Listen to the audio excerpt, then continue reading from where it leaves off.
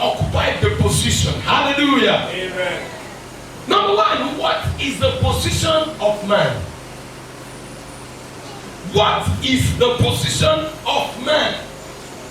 In Psalm 8, the first verse that we read, the Bible says, what is man that thou art mindful of him, the Son of Man that thou visitest him? Thou hast made him a little lower than an angel. Another, the right literal translation says, thou hast made him a little lower than Elohim. Thou hast crowned him with glory and honor, and thou hast made him to have dominion over all that you have created. That means the position of the man is where?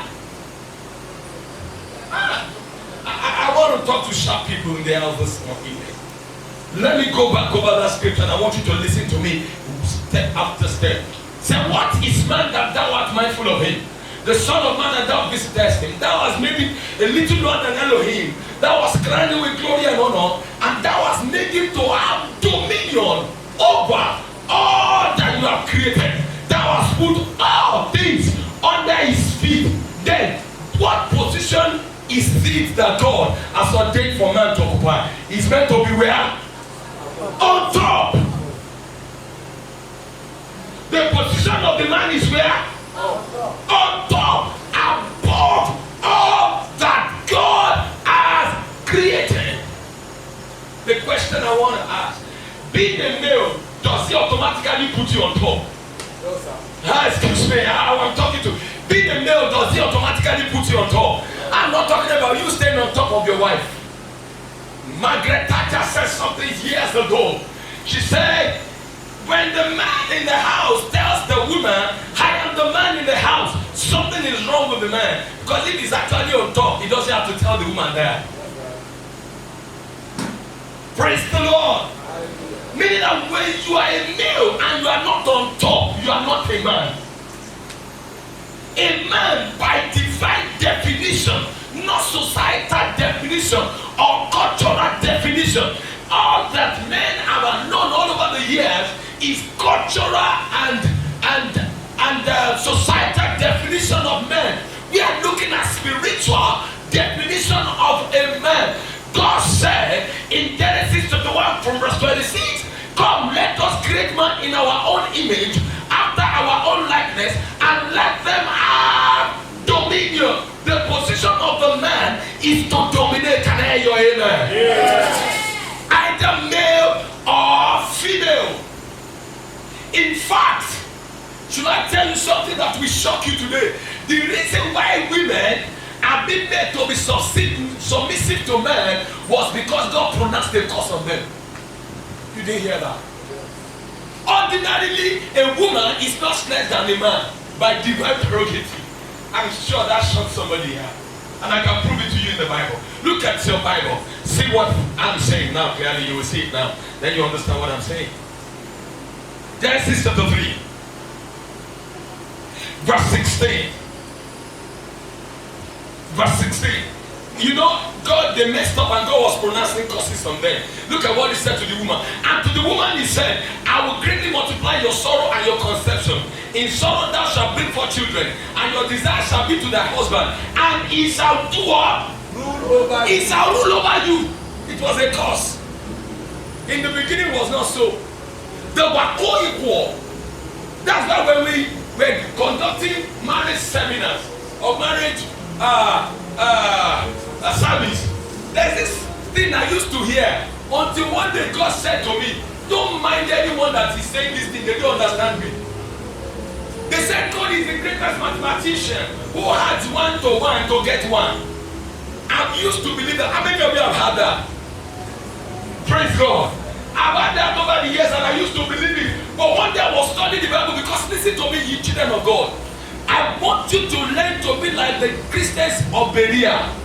Whatever they hear, they go back and cross-check in the Bible. They just don't take it hook, line, and sinker.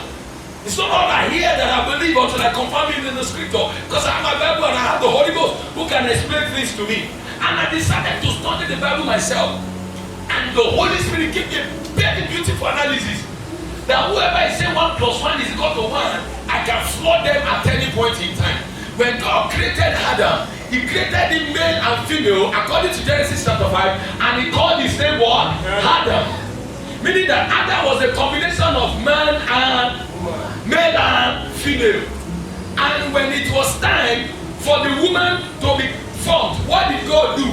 God cut Adam to remove Eve and left Adam. So Adam that was one whole number before, when God cut Adam to 2, what has Adam become? Half. What has he become? Half. Half plus half is equal to 1. And listen to me, if half plus half is equal to 1, listen, it makes women feel good. In fact, that's one of the reasons why me and my wife, when you see us handling issue, you will think that, this man you are taking, no, I consciously built into our consciousness that woman, don't always look at me. In fact, I moved my wife to a point and said, excuse me, don't always ask me money. You yourself should be rich, you should have money. She will look at me, but your daughter said, don't worry. Me and the husband, you are the wife. I am half, you are half. We are both equal. Let me also ask you for 1 million and you give me. Don't always ask for money from me. Somebody said, what are you trying to do? You are teaching your wife to be a rebel. I'm not teaching my wife to be a rebel. I am teaching my wife to be a man. Hallelujah. I said, I'm not going to die. Don't think the reason why I'm giving you power, freedom to express yourself because I want to die. No, it's because I want the scripture to be fulfilled. You are not under a curse. I shouldn't rule you. We should become equal in the journey of life. I want her emotion. I want a conflict. I don't want her to feel inferior. I want her to have a superior mentality. So that when I am walking, she's not behind, she's by my side. Hallelujah. Amen. Because when you know the truth and you're not doing it, it is sin. I have found out that we are co-equal. She is half, I am half. Half plus half is equal to 1. God's made man seems to be a ruler over the woman. And that's how the society has been upside down. And that's why we have chaos around. That's why men, our fathers in the old days, will be going on in the farm. You know, the woman will carry all the load. The man will only carry something that we're using to change flies. And the man will be walking. And the man will carry firewood, carry the yam, carry everything. The man will be walking behind the woman. And when the woman gets home, she goes to the kitchen, put the firewood on fire, and pounding the yam. And the man is resting with power in front of him. Oh, nonsense.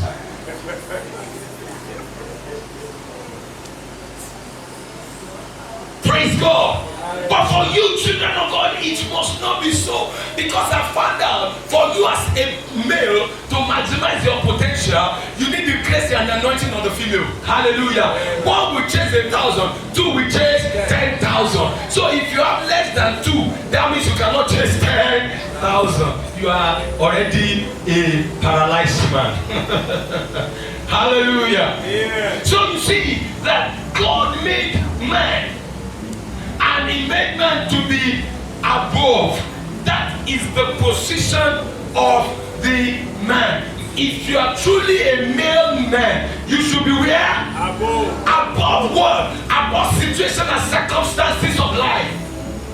Hear me, brethren. God has handed over the control part of this universe to man. Can I hear your amen? Amen. He said in 1 John chapter 3 verse 8, there about the people, he said there is not something in love. He said, for Lord casted out all sin. For as he is in heaven, so are we. Can we see? Go to 1 John chapter 4 verse 7b. Yes, 1 John chapter 4 verse 7b. Let's look at 1 John chapter 4 verse 7b. Beloved, let us love one another, for love is God, and everyone that loves is born and knoweth God. Go on, the 8th part. He that loveth not knoweth not God, for God is love. Go to verse 18. Go to verse 18. Go to verse 18. Okay. There is no fear love or perfect love casted out before, because fear has to make that perfect. That fear is not made perfect in love. Go to 19. I want to see where he said, as he is, so are we in the world. 1 John. Let me check my Bible. Hallelujah. That scripture just gets so strong in my spirit.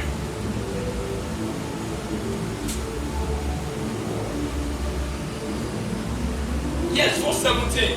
17. I thought you. I was not sure. 4:17. Okay, yes. He said, here is our Lord made perfect, that we may have boldness in the day of judgment.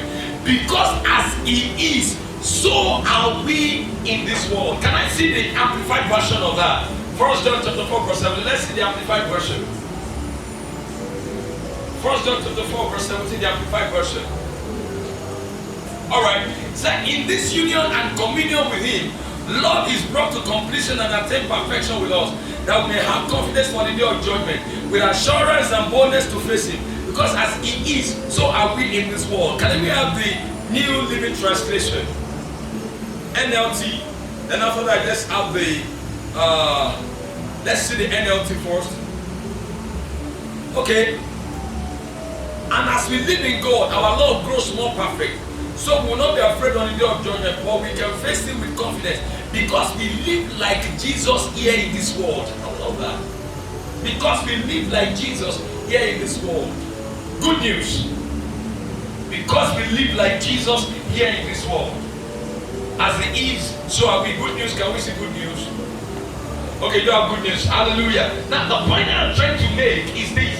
As God is in heaven, who is it there? Is a controller of things. Who are we on earth? We are controllers of things. In fact, it will shock you that the earth you and I we are living in today was handed over to us by God raw. What do I mean by raw? Meaning that all the things you are seeing on earth today were actually not there. Man brought them there. Man put them there. Men began to bring out of them the potentials of God that has been deposited within them to begin to change the face of the earth. We call it civilization, but I call it manifestation of God in man.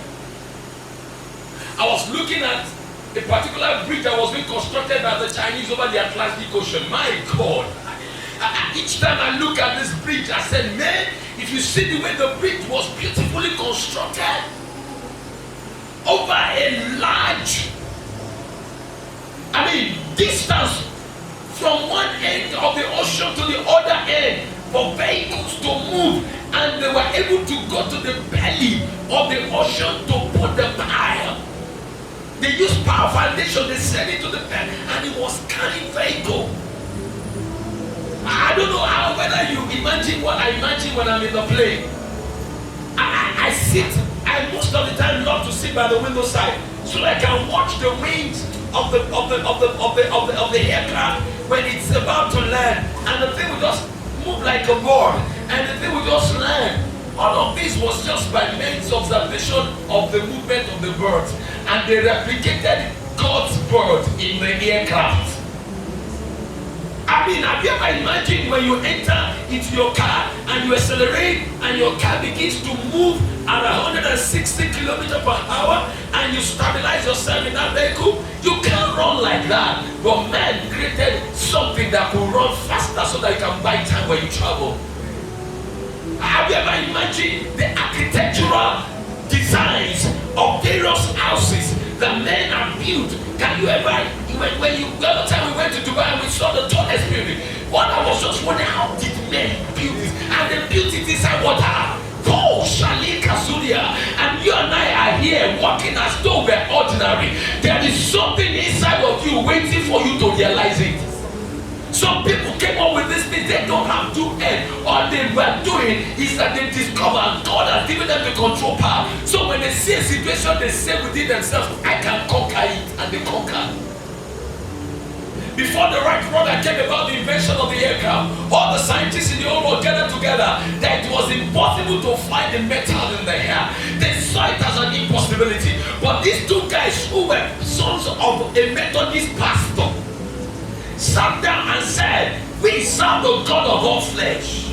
Nothing is impossible to this God. You said it's impossible to fly the metal. We are going to show that it's possible to fly the metal. Today we fly the metal to go to the ends of the earth. Oh, I just want to provoke you because many times we just think about our society. We want to get a job. We want to build a house. That's what we think about morning, day, and night. We never knew that there is something inside of us that God has deposited for us to dominate our world. Anyone who dominates his world, don't look for men, men look for them. The sense of value and importance must be aroused within you. You are a man, you have a position, and your position is to be on top. If you die without being on top, you only die as a male or a female, you are never a man. Don't get it wrong because you're a male that makes you a man. No! That's not the scriptural revelation of the man. Look at the scriptural revelation of the man apart from the fact that the man is meant to be on top. The Bible says that God blessed him and God said to him, be fruitful. Meaning that until you are fruitful, you are not a man. Jesus. Until you are productive, you are not a man. You don't need anyone to challenge you. Challenge yourself to productivity. Because it's in you. The ability to be productive is in you, but it is in form of potential. Potential is what you are capable of doing. When you activate it, it becomes kinetic. Kinetic is energy in action. You need to begin to produce results. You need to begin to get your brain to work. Lately, I've been reading so much about Thomas Edison and Duke Carnegie. I've been reading about Henry Ford, and I found out that these people never went to school. Has it ever dawned on you that Thomas Edison never went to school? But he's the one that gave us the voice recorder that you and I are listening to as radio today. It's the same person that came about. He looked at the lightning and said it's always dark in the night, and the only source of illumination is for people to kindle fire. It shouldn't be so. If God can cause lightning to strike through the sky and there is light on earth, I can also replicate what God is doing in the heavens and make light to shine on earth. That was the inspiration that led to the invention of light. You only saw the electricity in the sky, and the light illuminated everywhere. Said God can illuminate everywhere by causing light to be on earth. He saw the sun, he saw the stars, and he began to think, I can replicate that. Excuse me, why are you not manifesting as man? It's because you don't think. That's my trouble recently. I've been having that trouble with a lot of young guys. I have some guys are working with us. The fight I have with them, they have so much of energy, but they use less of their brain. There was one I said, look at that he will work so hard, he will be dragging his feet to make me look he has worked, but he has produced little result. Power is not effort. Power is effort plus result. Don't tell me I've been working since morning. I will ask you where's the result. You have not worked. We're not thinking. People just go like zombie. Creativity is not being unleashed. There are more than enough ways of doing one thing, but because this is so from the beginning, as it was in the beginning, so now and forever shall be, you are not thinking about how you can do it better and faster, and that's why the Western world seems to be better than the Africans. That's what differentiates the developed countries from the underdeveloped country. The developed countries are maximizing their potential, while the underdeveloped countries are not utilizing their potential. You know, there's a difference between maximizing. They have been utilizing it, now they are maximizing. We have not even started utilizing. And please, I beg of in the name of Jesus, so that God won't slap you. Stop being among the people who point accusing finger to the government for the dilemma of the people. Look at the people. Study their psychology and their behavior. You find out that many people walk through life closing their eyes. You can't be going through life closing your eyes. If you open your eyes, you will find out that all around you there are more than enough opportunities to turn you to a wonder. Just close our eyes. Because our mind has been made up, our thought has been streamlined. We're just living as occasion demands. Excuse me, when you live by being controlled by situation and circumstances, you become a victim of situation and circumstances.